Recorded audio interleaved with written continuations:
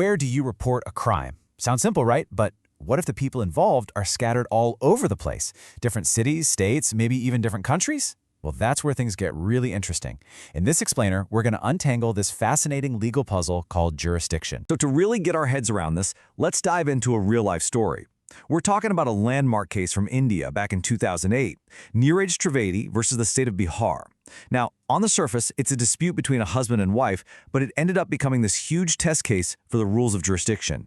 He's saying, look, nothing happened in Patna. This is just a tactic to create what he called artificial jurisdiction to make my life difficult. But on the other side, the wife's family argued, no, wait a minute, a demand for money was made in Patna, and that makes this a continuing offense, which means the Patna police absolutely have the right to investigate. He said, and I'm quoting here, "Crime cannot be registered on the basis of residence of the complainant, but only at the place where the crime is committed."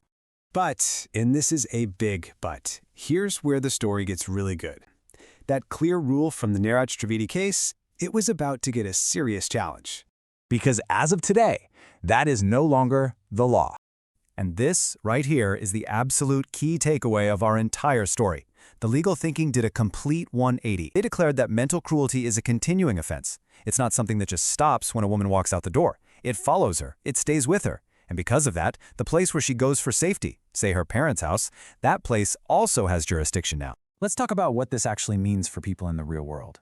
For starters, the law now officially recognizes that the harm from mental cruelty doesn't just switch off. It's an ongoing thing.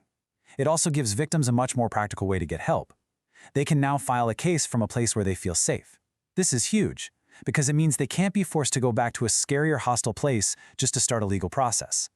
And maybe the biggest point of all, it just goes to show that the law isn't some old, dusty book. It can and does change to keep up with how we understand people in society.